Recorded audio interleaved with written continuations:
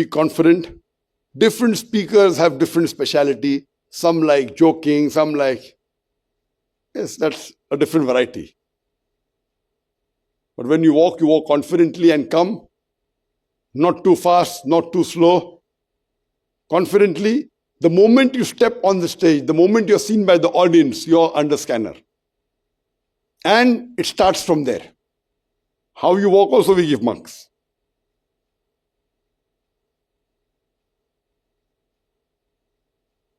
Point number 2. Pause confidently before starting the speech. Come on the microphone. Want to adjust the microphone? Adjust. Look, there's no hurry. Some people, what they do?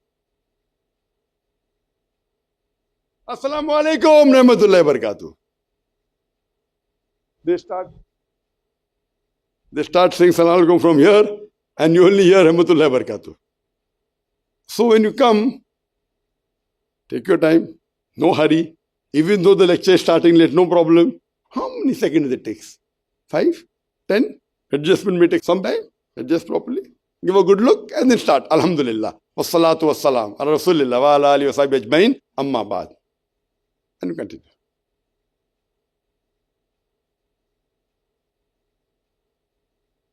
Point number 3. If there is any disturbance during the speech, if it can be overlooked, overlook it or ask the disturbance to be stopped verbally. But don't interrupt your speech intermittently during the disturbance. The attention of the audience will be diverted at intervals and you lose your grip on them. As I told you, somebody is talking, avoid him. If you can't be avoided, stop your speech, tell him directly, confidently, remove the disturbance.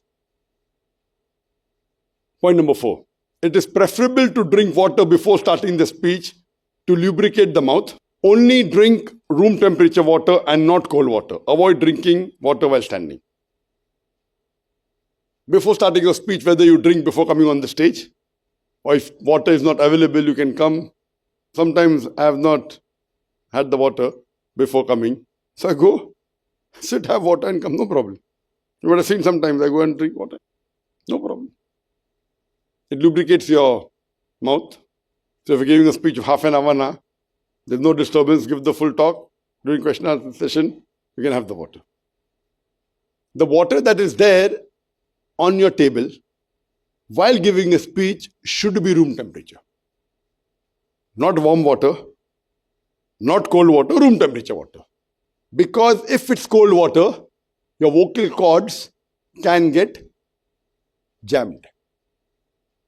Your vocal cords, while you're giving a speech, I usually don't have cold water. I have very, very cold water. And those who know me, there's another speaker, name is Maulana Ali Nadvi, may Allah grant him Jannah. He was a great person, mashallah, from India. And even he used to have cold water, very cold water. So when people used to ask him that, why do you have so much cold water? So his reply was, I cannot get colder than this. I cannot find water colder than this, therefore I'm having this. So I personally also have very cold water. But during the speech, the water should be room temperature so that it doesn't cause problem to your vocal cords. Because while you're speaking, if you know heats and if you know sports, you do warming up. You're warming up so that you're warmed up. Your muscles are warmed up. Your vocal cords are warmed. And then if you have cold water, it can get jammed. Normally cold water, there's no problem unless you have a health problem. Some people think that cold water is bad for health. Not necessarily. Yes, if you have a problem with cold water, then it's bad for you. Generally, there's no problem. But while speaking, see to it that the water is room temperature water and always kept on the table to lubricate your mouth when required. Avoid drinking while standing, that has been discussed earlier. That's mentioned in Sahih Bukhari, volume number 7 in the book of drinks, chapter number 16, hadith number 5615. Hazrat Ali, may Allah be pleased with him, said that I know many people think that standing and drinking is prohibited, but I've seen the Prophet drink standing the way I'm doing, and he stood and drank the water. Based on this, standing and drinking is not haram, it is makruh because there are various other hadith in Bukhari and Muslim, in which the Prophet said, don't stand and drink. So if a commandment contradicts with an action, that commandment doesn't become a fard, it becomes mustahab. To sit and drink is mustahab. To stand and drink is not haram, it is makruh. Now, normally I don't stand and drink, but on stage I used to, as I told you earlier. But since many years, since 1996, I've stopped standing and drinking on the stage. Otherwise, I do it rarely. On the stage, I make it a point, people watching, they should not get a wrong impression. That is the reason I sit and I drink. And that's the reason I sit even during question and answer time, so that I can drink water. Point number 5. Visit the venue in advance, if possible, to familiarize yourself with the hall and the surrounding. If you visit the hall in advance, mentally you're prepared. That's the reason, one of the reasons we had the orientation is that to give you an idea a day in advance, where you're going to sit. We had the orientation, you came here, the set wasn't completely prepared, but you're mentally prepared. It is so big, there's a stage, there are LEDs behind, so mentally you're prepared. Otherwise you come day one, Now when you go home at night, you start thinking, oh, I never expected this, I never thought this. You might have thought we'll be going in a small, dingy room, and you never expected to be such a big stage. And this is a big stage. Never ever in our life, in a studio, we did such a big. The stage is more than half of the studio. Do you know that? 55% of the studio is stage. Because the audience is only 20 people. We had many a time workshops, 20 people, 25 people, 30 people. The studio we had was not even 20% of the studio. It's more than sufficient. But now because we're on a bigger banner and we have, mashallah, students from all over the world. So we want to give them something good. Shooting is better. So if you are coming in advance, and when I told my brother-in-law who's going to come, inshallah, he'll be coming on the 23rd, inshallah. The person I spoke, who is expert in management, he said that, Zakir bhai, can I come and have a look? He's an expert. He's training, he's traveling throughout the world. He knows that when Zakir and all IRFs, they have in style. So on his way, he wants to see the place. Why?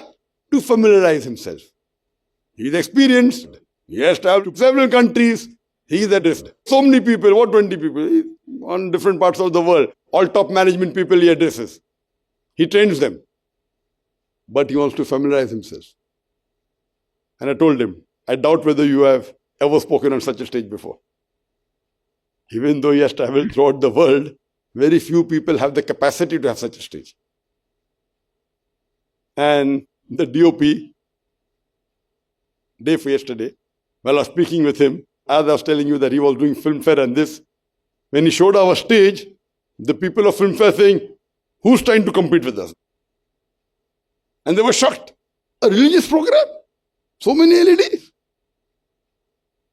Those who know, technically, if they see the stage, it's difficult for them to digest.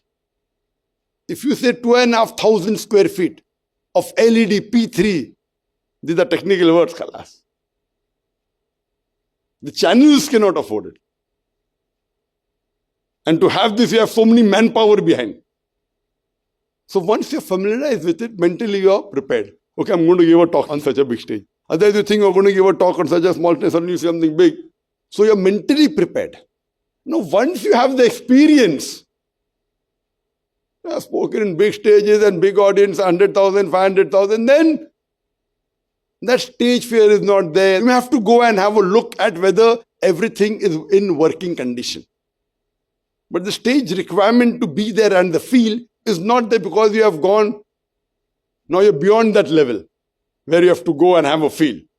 Because you're used to small, big. For you to get familiar, when you're walking on the stage only you get familiarized. Khalas. Because you're used to it. So going and having a visit at the venue is very important. Point number 6, the public address system should be professional as sound is the most important part of the talk. As I told you, the sound system is your weapon. It's very important and we shall deal with it later on, that how do we see to it, you ensure that it's good. Point number 7, prepare a checklist of all the requirements. Example, professional public address system, mic on the floor, stand without a podium, a glass with a jug of water, at room temperature to be kept on the table. These requirements and the checklist can be given to the organizers. There are 3 points mentioned here. One is a professional public address system, mic on the floor, stand with a podium, a glass with jug of water. لا إله إلا الله لا إله إلا الله لا إله إلا الله محمد رسول الله محمد رسول الله أرجو رضاك يا الله أنت الرحيم يا الله هبني عطاك يا الله أنت الكريم ومنك العطاء يا الله أنت العظيم يا الله فيك الرجاء يا الله أنت الحليم الرحمن الستار ملك الملك الغفار الوهاب المنان المتعال الرحمن الستار ملك الملك الغفار الوهاب المنان المتعال